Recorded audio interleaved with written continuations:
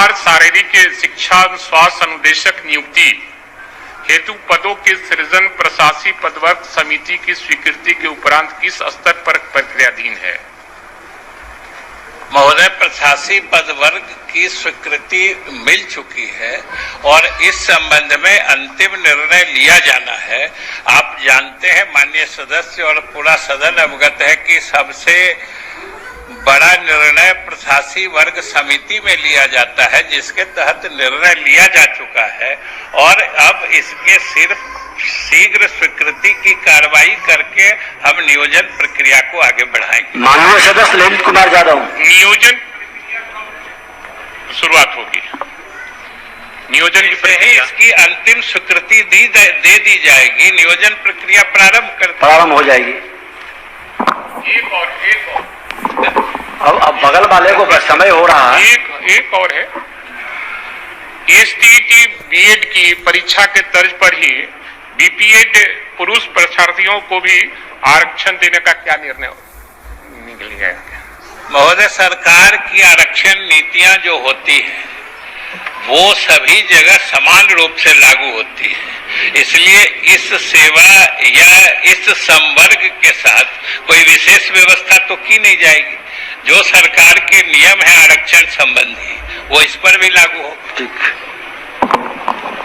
अध्यक्ष महोदय, पूछिए। जी महोदय, माननीय मंत्री जी का जवाब है महोदय, हमने तो 17, 18, 19, 20 और 20, 21 में जो नीति आयोग का रिपोर्ट है, हम लोगों ने 17, 19वां कहा स्थान है। माननीय मंत्री जी ने उससे बढ़ चढ़ के 29वां, 28वां बताए हैं, 18, 19, 19, 20 में। तो महोदय, माननीय मंत्री जी ने स्वीकार किया है कि राज्य के जो शिक्षा व्यवस्था है चौपट है। ये अपने जवाब में बोले हैं। हम तो 17, 18 पोजीशन बताए हैं। जो नीति आयोग का रिपोर्ट है महोदय, उसमें माननीय मंत्री जी ने सही स्वीकार किया। मैं माननीय मंत्री से ये पूछना चाहता हूं, देख रहे हैं, ये केवल हमने गुणात्मक सुधार के संबंध में प्रश्न किया है, क्वालिटी ऑफ एजुकेशन का, लेकिन माननीय मंत्री जी ने केवल कोविड काल का इसमें बखान जवाब में दिए। आपका हम ये कह रहे हैं कि सुधारात्मक बिहार में शिक्षा में सुधारात्मक कब तक करना चाहते हैं? महोदय, ये तो पूरे लक्ष्य प्राप्ति की बात है और हम लोग तो चाहते हैं कि शीघ्र हो जाए कोरोना काल खत्म होने के बाद। महोदय, लेकिन एक चीज और, हम माननीय ललित जी के प्रश्न के संदर्भ में बताना चाहते हैं कि आपने कहा कि आपने प्रश्न में पूछा है 17वां 19वां और हमने बताया आपको उससे भी आगे 28वां 29वां। हम तो कर दिया, आपने बोला स्वीकार किया। तो ये कोई बढ़ चढ़ के, ये कोई हमारी उपलब्धि नहीं है जो बढ़ चढ़ के हम बता रहे हैं।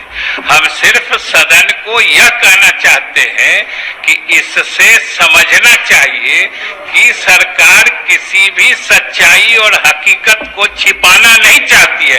भले आपको मालूम हो नहीं हो, लेकिन जो सच्चाई है हम अगर उससे भी अधिक है तो वो आपको बता रहे हैं। और अध्यक्ष महोदय, एक चीज और, इस संदर्भ में हम सरकार की जो सोच है उससे सदन को अवगत कराना चाहते हैं कि नीति आयोग के इसके लिए जो डेटा कलेक्शन का तरीका या पैरामीटर्स उसके जो है मापदंड या मानदंड है, हम लोग उसमें भी संशोधन का दे रहे हैं, क्योंकि जो विकसित प्रदेश है और जो विकासशील या गरीब प्रदेश है उनकी तुलना एक ही मानक पर नहीं की जा सकती। हम कहाँ खड़े हैं इससे ज्यादा महत्वपूर्ण है कि हम जा किधर रहे हैं। और हम कहाँ खड़े हैं ये अलग बात है, लेकिन हम ऊपर की ओर बढ़ रहे हैं। और तारांकित प्रश्न लिए जाएंगे।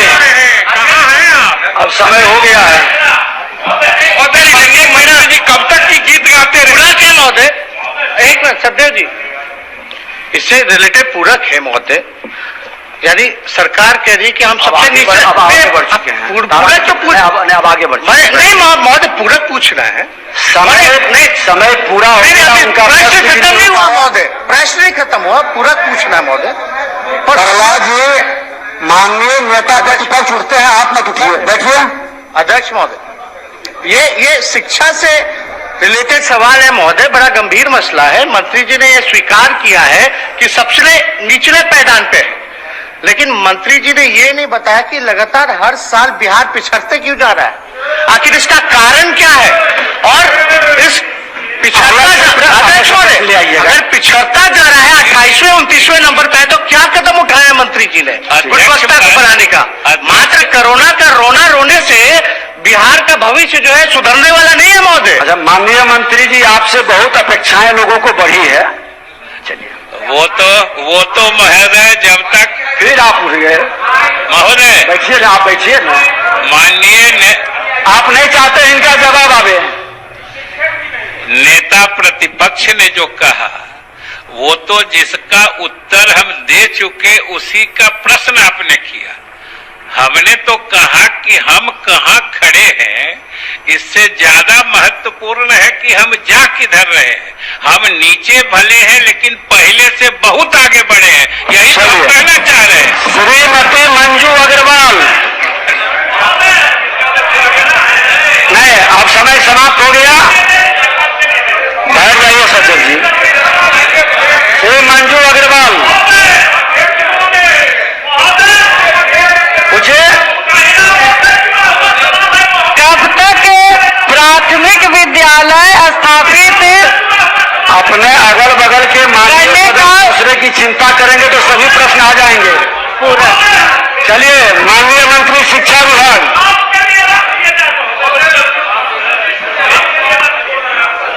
आप पुराने सदस्य हैं, आप समझ रहे हैं कि समय, हम तो ज्यादा समय दे रही है नेता प्रतिपक्ष को। आप बैठ जाइए, बैठ जाइए। हम जानते हैं कि आप महिला का बहुत चिंता करते हैं, बैठ जाइए।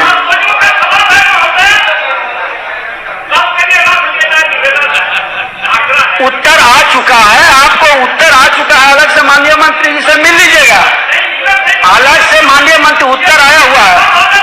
चलिए, माननीय मंत्री शिक्षा विभाग, माननीय मंत्री शिक्षा विभाग मंजू अग्रवाल जी का प्रश्न है।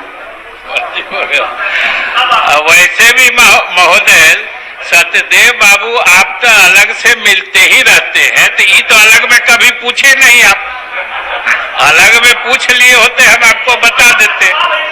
महोदय, अब मंजू जी का ना, मंजू जी का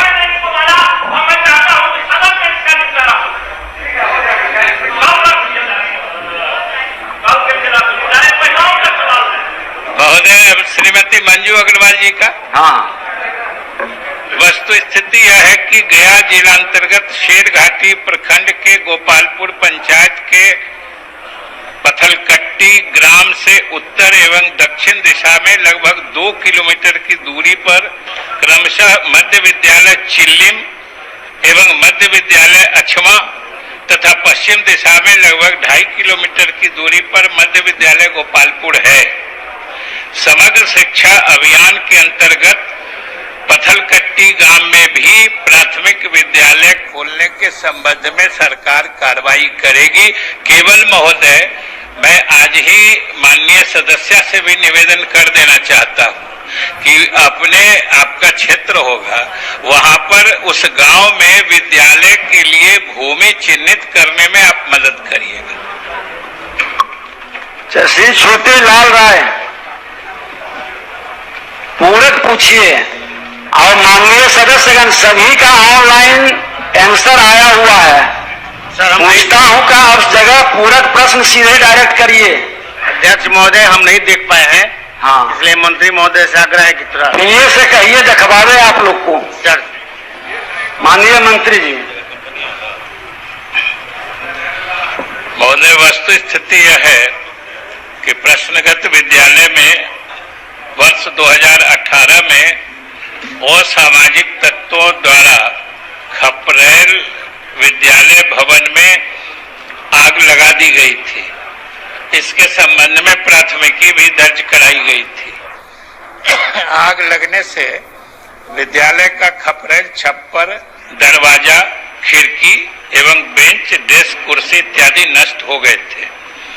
उक्त अग्निकांड से विद्यालय के 7 वर्ग कक्ष भी नष्ट हो गए थे। वर्तमान में इसके अलावा 7 वर्ग कक्ष उपलब्ध हैं, जिसमें छात्र छात्राओं का पठन पाठन कराया जा रहा है। लेकिन माननीय सदस्य का कहना सही है कि आग लगने से विद्यालय और विद्यालय के उपस्कर नष्ट हुए थे, उसके बारे में प्राक्कलन तैयार कराकर उसकी मरम्मती और आगे की कार्रवाई की जाएगी।